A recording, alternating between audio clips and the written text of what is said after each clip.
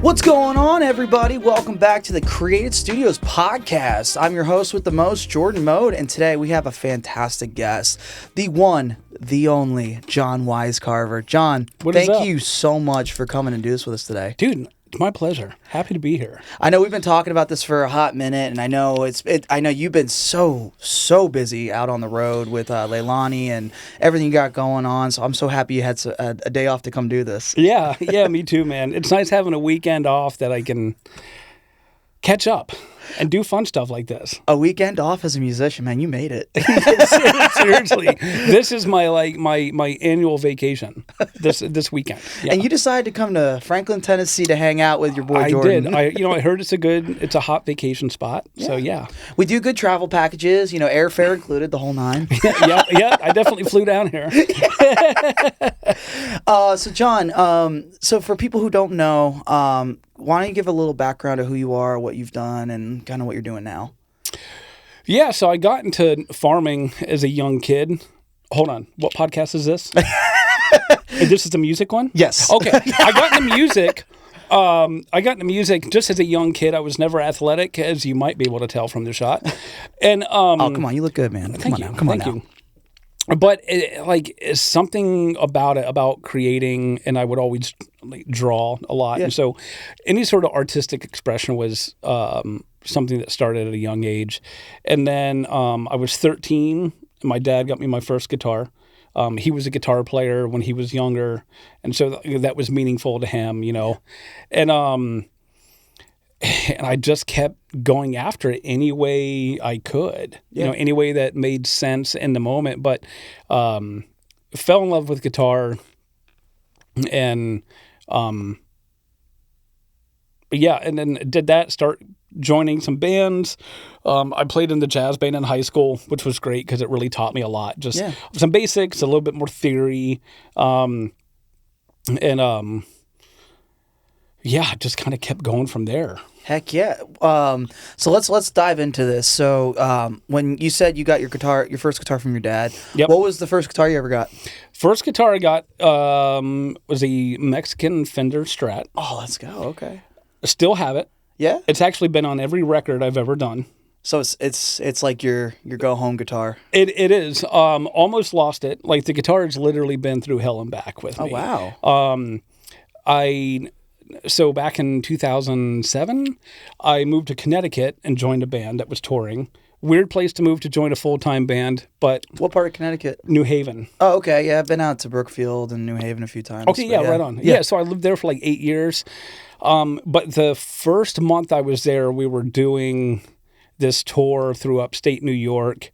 It was a long month. I think we were on the road like 21 days out of the month. And what band was this? It was called Out of Hiding. Oh, cool. Okay. It was like a Christian rock band. Very cool.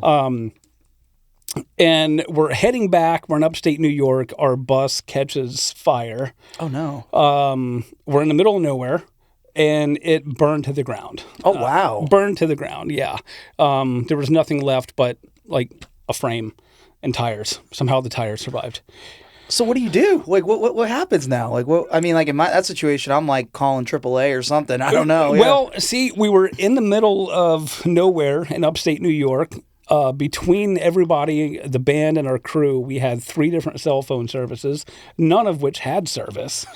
And so we got out. We made, we got some distance between us because all we knew is we had just filled up the gas tank and there was a 50-gallon propane tank on it. Okay. And we know Hollywood. Oh, so when fire hits propane, kaboom. Yes, That's not what actually happens in real life, thank God. But eventually a car drove by and they took the girls that were with us down to the town that we just passed through because the people who started the band were a married couple and they had a kid. Mm-hmm. So they get down there, they're safe, and then eventually a fire department shows up. But when I say that, it was like a 15-year-old Ford Escort station wagon. Oh, let's go. And the guy had an axe and a fire extinguisher. It was just a combination of multiple volunteer fire departments from the area. But we just watched it burn. That's insane. Literally watched it burn. Went back to the house we were staying at, made a list of everything we had and lost, and put like a financial value to it so we could figure out where we're at and all this mix. But yeah, I mean, some of the instruments were spared. Some were completely lost. But this one, it happened to be in one of the compartments underneath, and the fire didn't get to it per se. Wow. It just kind of burned from the outside in. And so, like, the edge and the outside of the guitar is totally toasted. And, yeah, I mean, I just kind of treated it like it was a lost cause. But then after a while, it's like, maybe it still works. Yeah. And so I plugged it in. It still worked. I got it cleaned up. Oh, that's awesome. It looks like a mess. I'll show it to you sometime. Yeah. Actually, I do have it. It's tattooed oh, look on at me. that. That's super cool, man.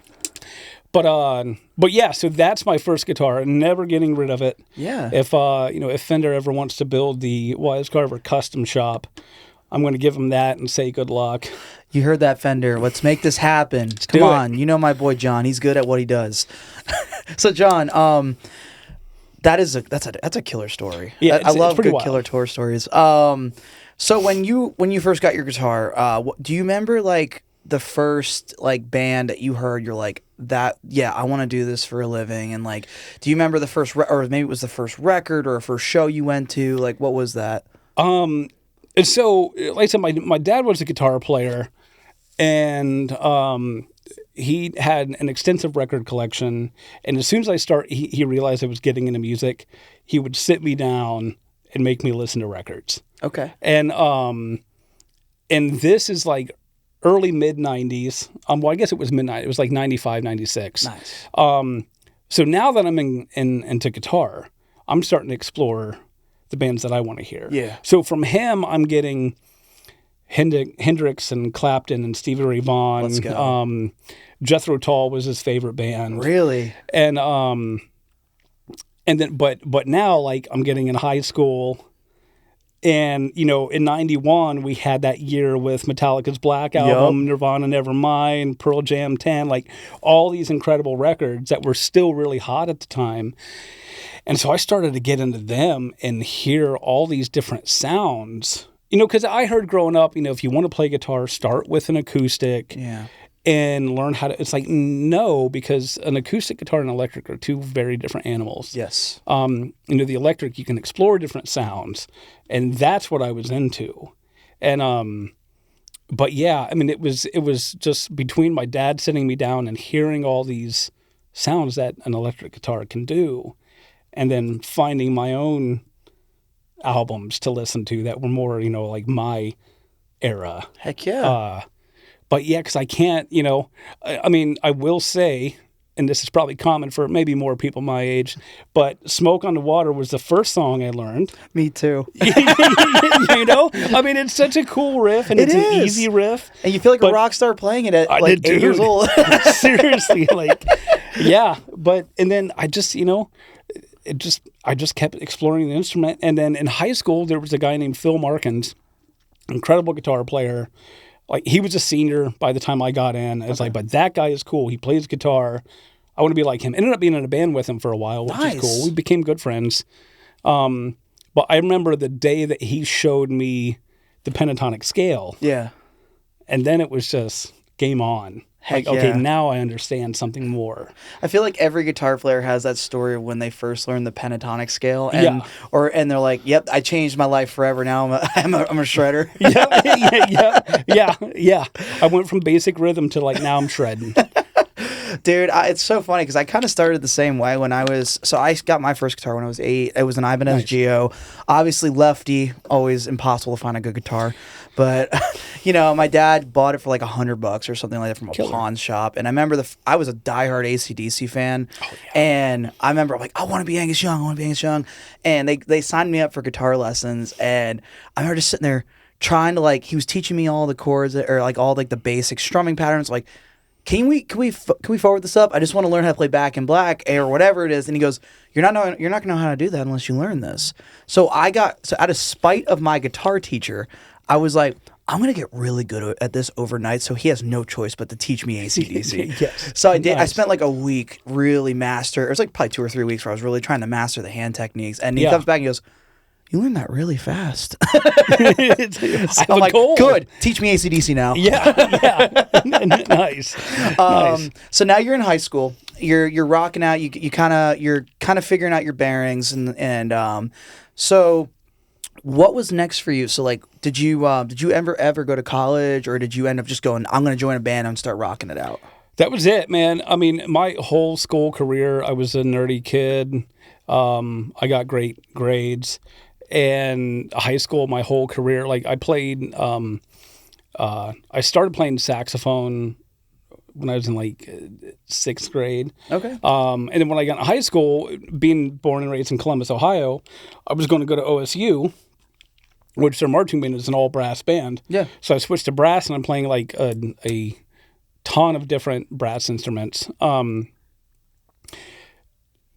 But then, I started playing guitar like my freshman year about there.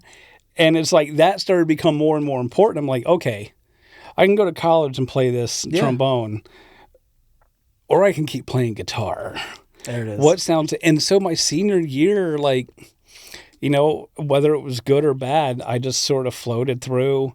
Got a few bird courses. Like, I mean, piano was my first instrument. Yeah. So like I took a beginner piano class. I love it. I walked in, the teacher was like, "Why are you here?" I was like, "You know why I'm here. I need an easy A." Yeah. Like, sorry, but Can we just get to the final exam? yeah. Hot cross buns, nailed it. But I love it. yeah, and something hit me. It was just one of these weird moments in life. It was just like, it was almost like a voice in my head that said, "Just, you're good. Like, don't go to college." Yeah. And so I didn't. Mom was pissed. Oh, I'm sure. Yeah, that was not an easy conversation. I mean, even just based off of merit, I had like thousands of dollars in scholarships. But it just didn't feel right. Yeah. So I just kept working jobs and playing guitar, and I met friends and would jam with them and play, and just kept looking for more and more opportunities any way I could. Yeah. I love that you brought that up, because I was kind of in the same boat with you. And I think a lot of people think, like, especially in the industry today, while this is a podcast sponsored by Full Sail, which we highly recommend anyone who wants to pursue careers in the entertainment industry, definitely Full Sail should be on the top of your list. I do think it's important to hear that you can, as a musician in today's world, hey, like if you're really, really passionate about, guitar playing or drums or whatever it may be, and you want to pursue that at a professional level, and you're doing that, maybe you don't need the degree to do that. You can go do this. Like, I mean, I was the same way. When I got out of high school, I was in a metal band traveling, touring the country, and why would I go to school? I'm like, I'm doing the thing. And then, Right. But then, down the line, I decided I wanted to get really good at producing stuff on my own and being able to have that in the palm of my hand. Never pressed the record button before I went to Full Sail. And, I think that's something that people realize. I think college should be for people who are trying to better themselves, but it shouldn't be forced upon anybody. And I feel like a lot of the music world, it's always seen as a backup. You always need to have a backup. It's a fool's dream to go for this. But it's like, no, you could very much make a career in music doing this, especially if you're really devoted to making it work. Yeah, like I think anything you want to do in life, you need to find out how to get better at it on a consistent basis. And a lot of times that does mean a school, and especially something like Full Sail where you can go and you're actually focusing and concentrating on the music aspect of what you want to do. And for me, it was weird because it's like, okay, I just want to play guitar. What school can I go play guitar at? And I was looking at Berkeley and other things, but like you needed these like secondary degrees. I'm like, okay, I'm not going to go to school, so I can go to school. I'll put on a record. that's my Here's education. my demo reel. Yeah. Yeah. But yeah, I mean, that's you really nailed something there. It's like it's about if you're passionate about it. You need to back up that passion by becoming the best you can be, and constantly pursuing excellence. Yeah. No, you're right. And like, it's funny you say that because I actually was thinking about going to Berkeley before I went to Full Sail. And I remember looking at the credentials and it was like, you need to go on stage and be able to perform these chords and this scale and this and that on the dot. And I'm like, can do that, but why? Here, just take here's all the videos I've ever done. Here's my YouTube concert reel. Here, just I can play. Yeah. But, I think and there's one thing even that I always say too is yes, it's good to be book smart when it comes to the technology side. Obviously, production, you need to know what you're doing. You need to know how to hit the right frequencies and to make things sound correct. But at the end of the day, no one's going to teach you how to channel your inner self to write a good song, or no one's going to teach you how to go on stage and be a natural on stage. Like people who haven't seen Jon play, which by the way, you very much should. Jon, he brings so much swagger on the stage. I always called him the Nashville Johnny Depp every time I see him because he's got so much swagger on stage. But, over the years, Jon and I have played a few shows together and, which, I always, you and I always find some time to sit down and chat. Yeah, but that's great. I think that's one thing that people need to know is like there is that aspect of the side where networking and like learning the school of hard knocks when it comes to playing on stage and things like that. That's stuff that really school can't really prepare you for all too much. Exactly. Yeah, but having that tech know-how and all that stuff is very important, so I can at least get you into the conversation. But yeah. But Jon, so now let's flash forward a little bit. Now, have you always lived in Nashville, or you've been kind of around everywhere? You said you lived in Connecticut. Is this when you decided to transition out here? Or yeah, so I moved here 10 years ago, July 1st. Wow! So just over 10 years. They say it's a 10-year town. Yeah, and here I am doing my first podcast. Woo! So I made it. I would say you're man. No, come on, now you have made it. Come on. No, it's been good. I've still got a day job, but it's a really good one. You're over at Stringjoy, right? Yeah. I do sales for Stringjoy. So that's, I'm very well taken care of there. And being the job that it is, I can work remote if I need to. I just need my phone and a laptop. So that's great. Like they've always, supported what I'm doing. And the strings are excellent. Oh, yeah, they are.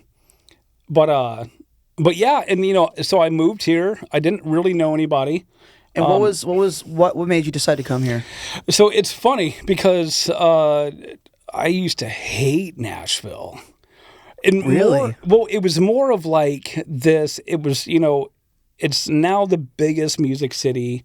It was LA for a while and New York, but like Nashville is Music City. Yeah. And I came down here a couple times making different records. Cool. And it was the process that just irritated me. It was this like overproduced, super clean, all the vocals tuned and melodined. Even the drums, like we did this one record and we did the drums in a really good studio over on Music Row. I don't think it's there anymore. But like then they go through and replace all the hits with samples. I'm like, what? Like, what was the point? Yeah, exactly. Like, I've got records from the '70s, and the drums sound amazing. Yeah, and you're telling me you can't do that now? You have to. And so something about that just didn't resonate with me. I've always been very old school in the sense of like, get a band, get musicians in a room, hit record, capture that. I mean, of course, there's a lot of like, there's a lot more that goes into it than that, but like, keep the human element in it. And so, yeah, didn't really like what was going on down here musically.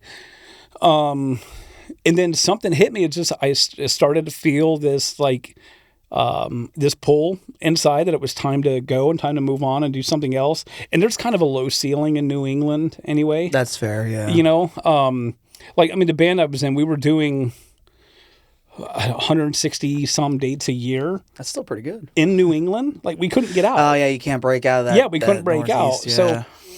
So, and then, a friend of mine, Sean Moffat, he's a mix engineer down here, does some incredible work. He's worked with some great artists. I was talking to him.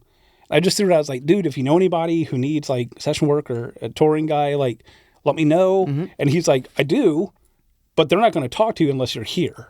Yeah, that makes sense. You have to, because he tried that. He was in Connecticut. Mm-hmm. He was trying to get some like mixing gigs, and they're like, Unless you're in Nashville. Yeah, why would we use you when my neighbor does it? Yeah, we have there's hundreds around the corner. Yeah. Yeah, all over. And then it was him saying that was like a switch. It's like, oh, okay, I'll go. I'm here. Yeah. It's you said something a minute ago that I wanted to touch upon was you can't break out of the Northeast with that band, because my band had the same issue up there. I was in a band called Legacy that had a minor hit. It was called the Hampton Jig. It was very Elvis Presley meets Motley Crue, and Nice. we were touring everywhere we could. And the thing is, though, you couldn't get out of that tri-state Northeast area without like some serious pull. Even though we knew bands that were doing it, they just, well, we're looking for people who have been doing this a little bit longer and, you know, who have a little more foundation. I'm like, no, you're just looking for people who will bring people into the room, and that's fair. Yeah. I'm not, and then, look, that's very important as a touring band. It is, yeah. But say what it is. Yeah. But that's why people are moving to Nashville every day. It is, and I've been saying it forever now. Nashville is the culmination of some of the greatest musicians on the planet right now. Yeah, and absolutely. it's not just country music. It's not just pop. It's every genre. And Yeah, I mean, you walk down the street and you're going to run into Vince Neil. literally, And Vince here, Gill. here in Franklin, yeah, literally, Yeah. I'm waiting for him to come into Walmart. I'm still waiting for it. But no, it's true. And you know, so like, especially, I don't know if this resonates with you, but when I first moved here, or I should say the first time I came to Nashville, I walked on the Broadway. You know, you have all the bands that are playing, all the venues. I just remember the sense of like, there was like a buzz, like there was like a sense of excitement around every corner. It's like every corner had music going on, and I felt so overwhelmed, like in a good way, where it was like, I can't believe this is how it is, because I grew up in a small town where music was always seen, unless you're doing cover band stuff, it's never going to happen for you. Mm-hmm. And being here now, it's like, no, you can absolutely do this in any possible way you want to do it, you know?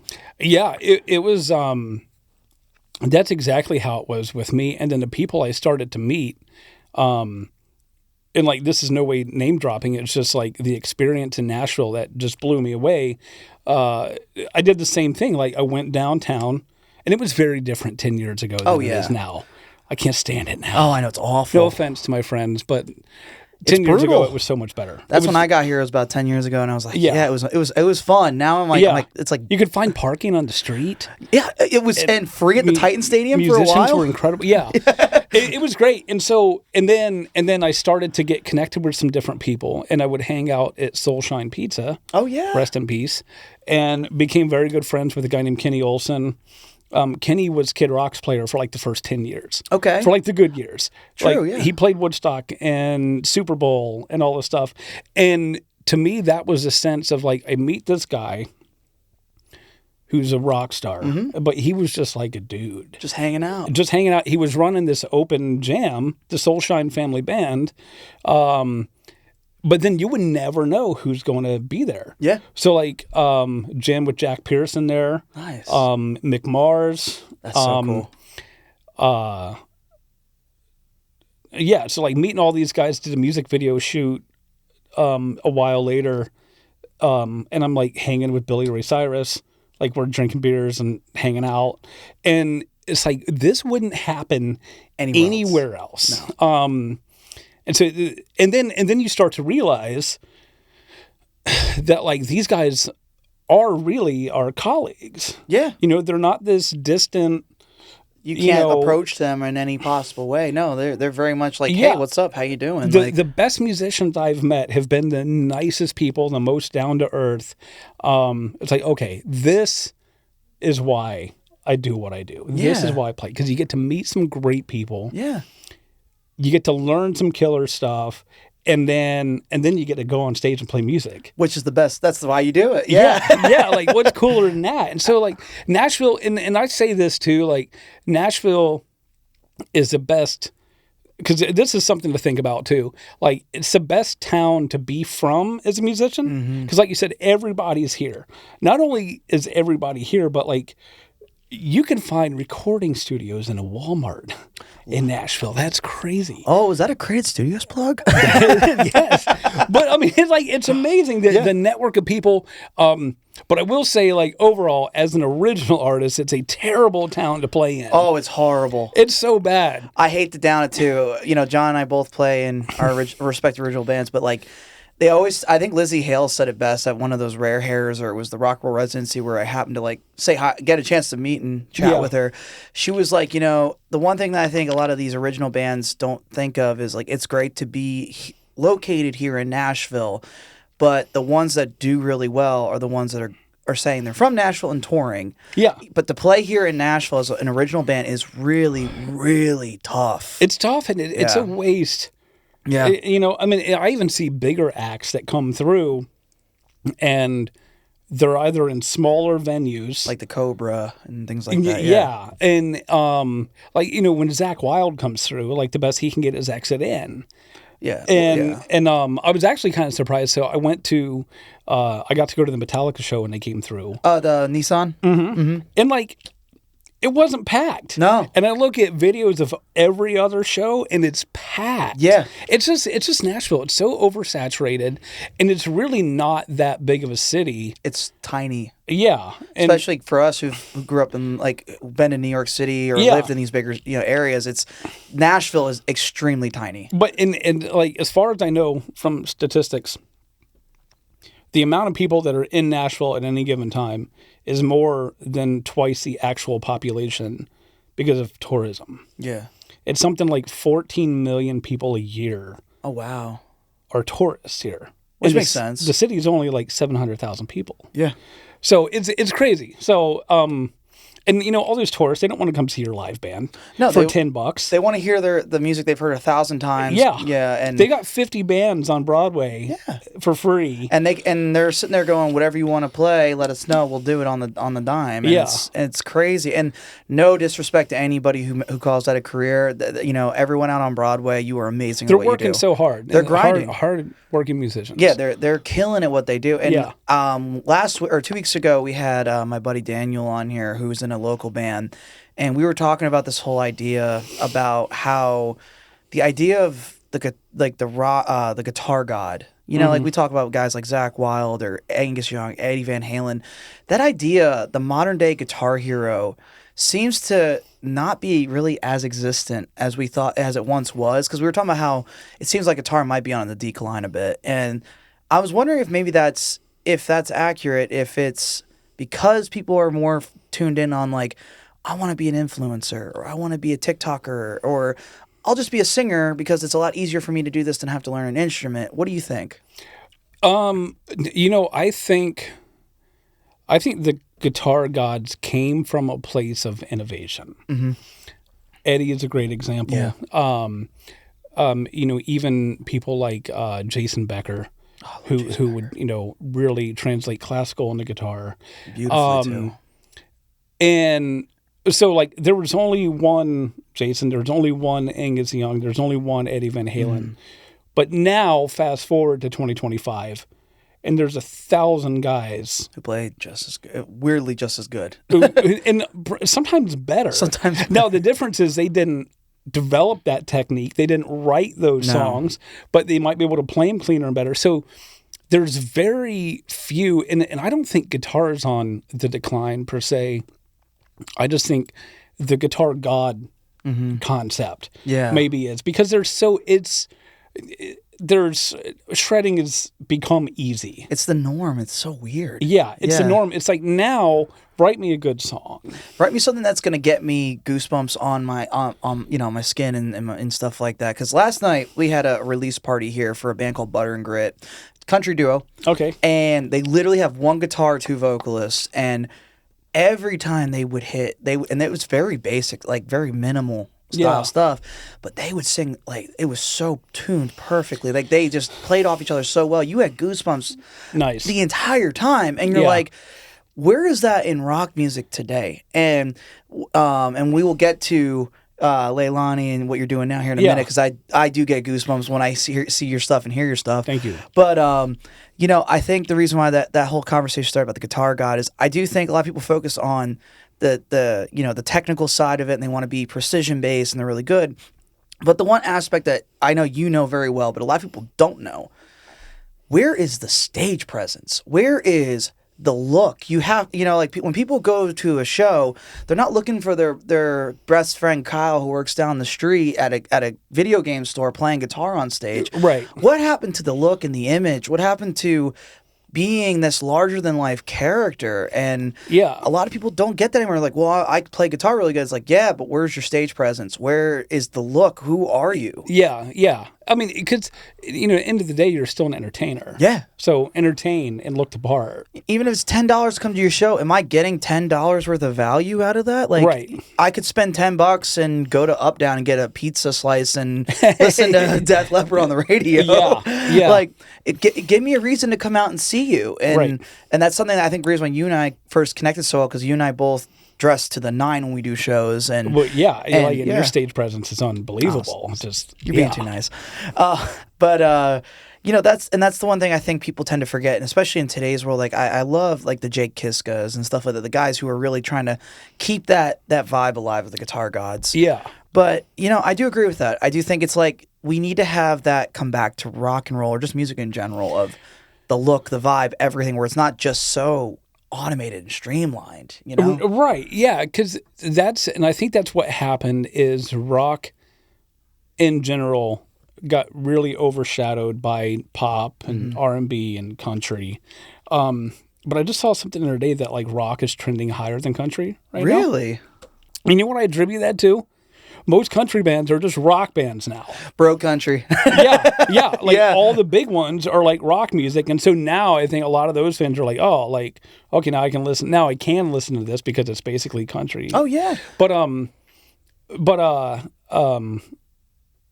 totally lost my train of thought. You're good. It just derailed. Well, it's like like Jelly Rolls guys who I know you and I have played a few Rare Hairs with and stuff like that. And like those guys, they play like hard rock style rigs and stuff like that, but they rip on country songs. Like, oh yeah. Coolest dudes on the planet, by the way. If you ever get a chance to meet Jelly Roll's band, hang out with those guys. They're awesome. Dude, a lot of those guys. Yeah, I mean, Luke Combs' band. Oh yeah, and Matt Maxwell on bass is insane. Absolutely. Yeah. No, but that's what goes back to it is like some of these guys are so freaking talented and they're so good at what they do. Yeah. And I just think getting back to that mentality of looking larger than life needs to be a thing again. And I think that's why people like Jelly Roll, because he is a larger than life character where he's got all the tattoos, he's got all the piercings, but he's also, he's being him. He's authentically him. Right. And I think music has gotten to that point where we're not being so authentic anymore because we're worried people are going to judge you for that. And it's like, no, dive into it. Yeah, it's this social media nonsense of you have to have this persona. It's like, or you could just be yourself. And people respect you, and that's for cool. That. Yeah, like that's pretty cool too. Yeah, before the digital era, we'll say, people would come see your shows and they like you because you were the total package. Well, and that's what people want, because you rewind, 30 years to where the guitar gods, and what we only saw in magazines or on stage or music videos, and that was definitely not who they are in real life. But now, because of social media, I think that's one of the aspects that's being totally overlooked is now we do have access to intimate details of somebody's life or to be able to share our own lives. And so be yourself and don't try to be this rock star. Yeah. The last people you want to hang out with is a rock star. That's the best advice ever. A musician that wants to throw down, that's different. Let's go. Funnest people you ever be around. Yeah. But anybody trying to be a rock star, just don't. They're so fake, and you can spot them 1,000 miles away. Especially when we go do these shows together, you can tell from a mile away somebody who's just there because they want the clout or they want to be next to so and so, and cool, man. Great. This town's really small. We all talk. Yeah. We all know you. It's a lot of these people are, the good, like we said, the good musicians, people who play music because they love music, are the most accessible people and approachable. I went to a show a while ago. So Leilani and Lizzie Hale have been getting closer, becoming friends. That's awesome. And I saw Lizzie at a show a while back. And I hadn't met her before. I introduced myself. I was like, yeah, I'm, Leilani's guitar player. She's like, oh, let's hang out. Heck yeah. Like, cool. It's like, because she's just cool. Lizzie's one of the coolest people you'll ever meet. She'll be hanging out. I always tell people who are not from here, like, you could literally go to a random local show and she'll just be sitting there hanging out. Yeah, and like, yeah, just hanging. But that's the type of musician that you want to be around. Those right. Because they're just, like, the same thing with, like, Air J. When I met him, like, he was hanging out. It was right after Rare Hair. We were in the parking lot. It was me and Andy Cabana. We were just sitting there talking about life, and he just popped up, and we were just talking with him about. Nice. I don't even remember what we were talking about, but we were sitting there, and I think his fiance got mad because we were talking for like a half an hour. And I'm like, dude, are we holding you up? And he's like, no, I'm good. We're cool. Good, and you could just tell she's just like, oh my God, come on, let's go. yeah. All right, John. Nice. So.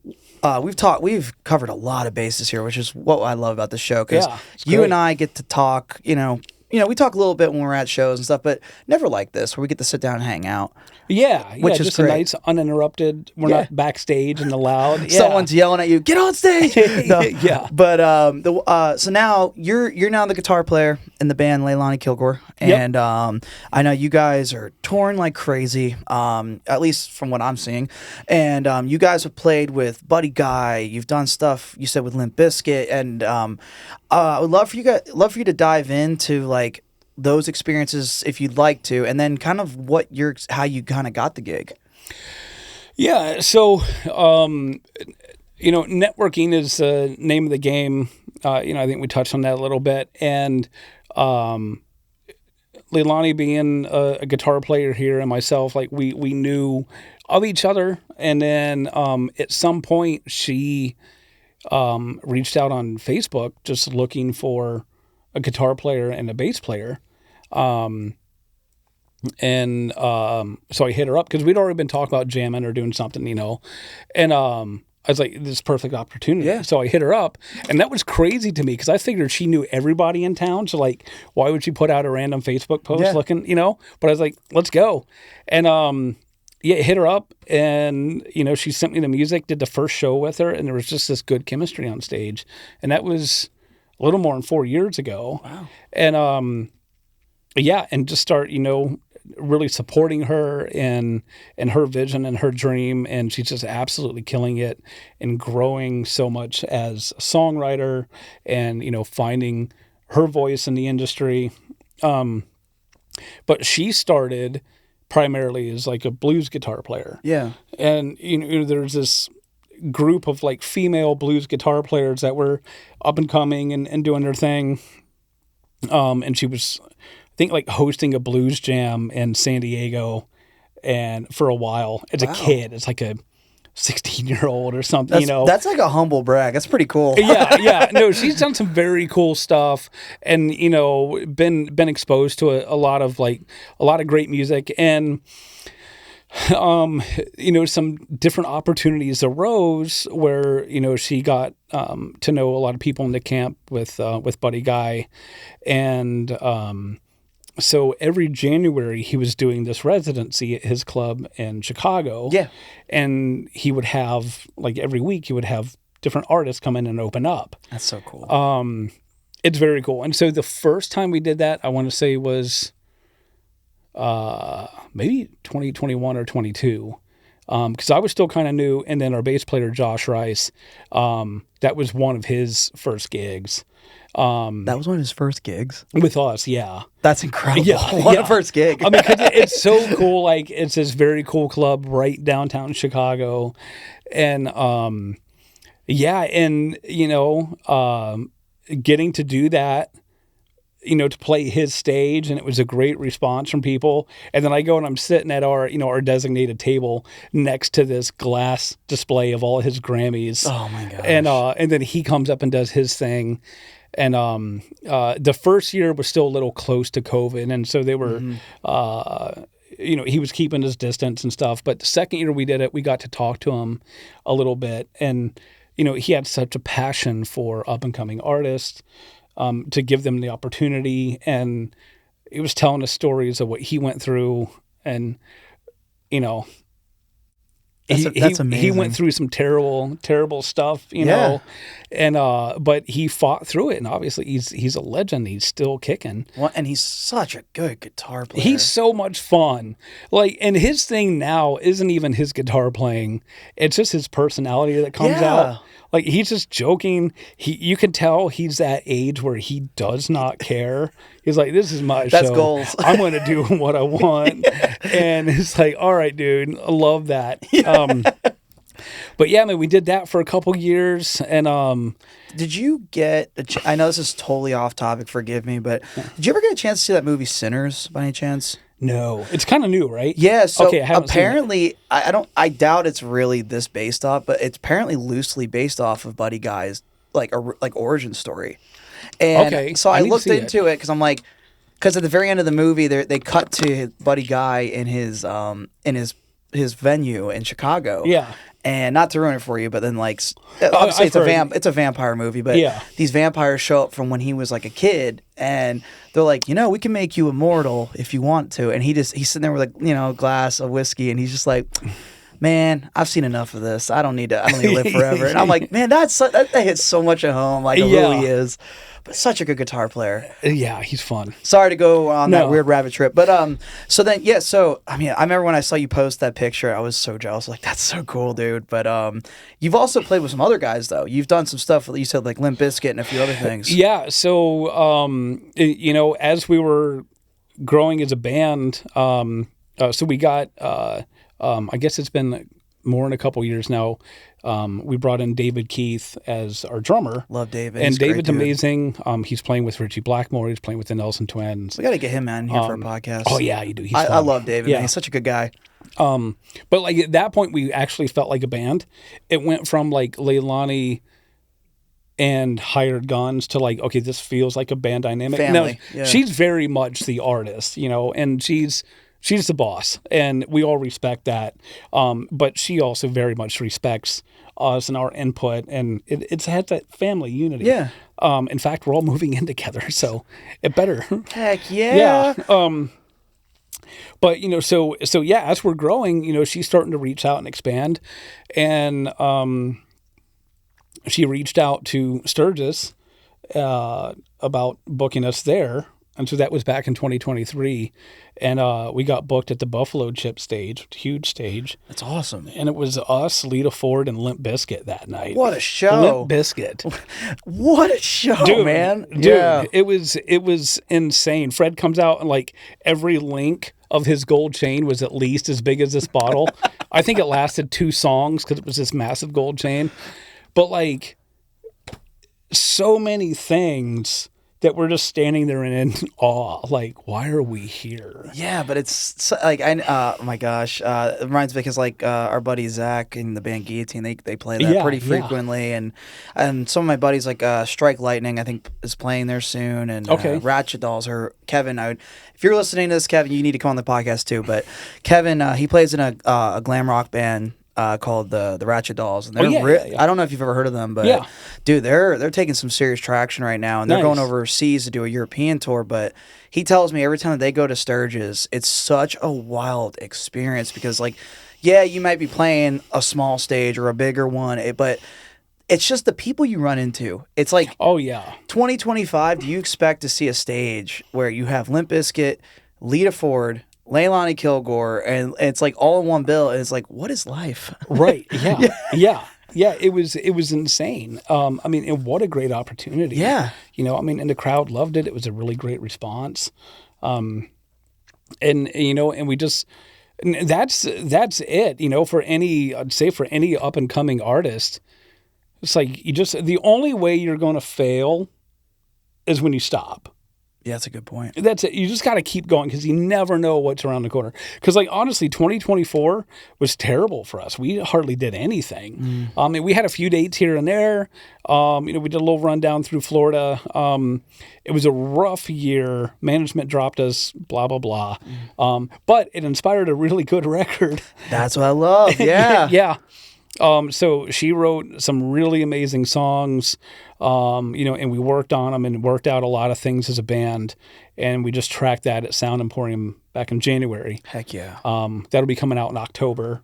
I love that.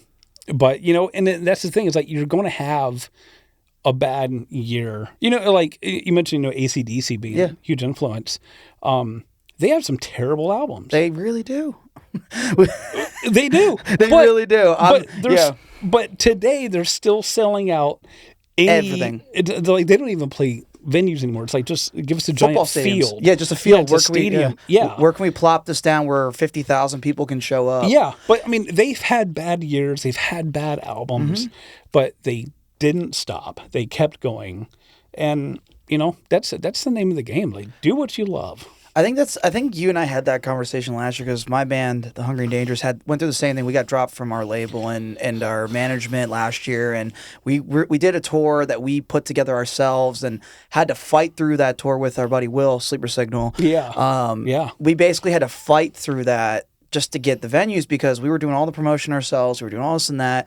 We lost the label, so a lot of these venues were like, well, we don't really trust a local band from Nashville or an unsigned band from Nashville doing this. And even though we had played these venues years before, and you're going to have those bad years. Like, it's never just going to be every year. It's an instant climb to success. It's, can you manage to go through the life of a musician with a band or yourself through the ups and downs to where you get to that beautiful moment where you're like, I finally made it. But like I've always heard it best. It's like, once you make it to that make it point, you're still going to be striving for more.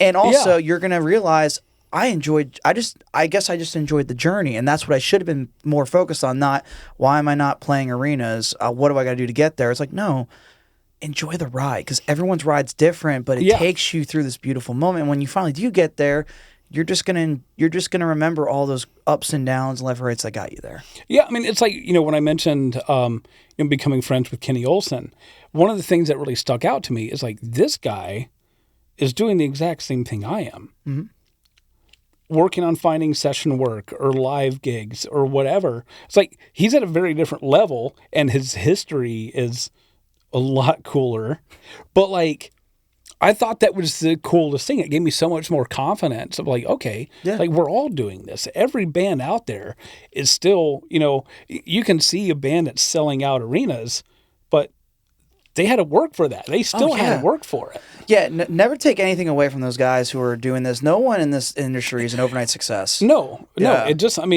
it's like, as soon as you get to that make it point, I feel like that's when it starts. Like, that's when it's time to actually start working. That's go time. You've made it. Now, can you stay there? Right. Can you actually produce, like thinking like, let's go back to the AC/DC thing. Like, I went to the pop-up shop that they had right before they went to Nissan. I remember they did all these vinyls, and like the vinyls that were maybe considered really bad albums from AC/DC, they're flying off the shelves. 50 years later. And it's like, still selling them. So like, even though you may have a bad record or a bad single, or, maybe you had a bad year with labels or this or that, it's like, fight through that, because maybe you don't like it, but someone out there, that's their left field album. Like, Right. I mean, you're going to have those fans. You're going to have people that really appreciate what you do and whatever you put out.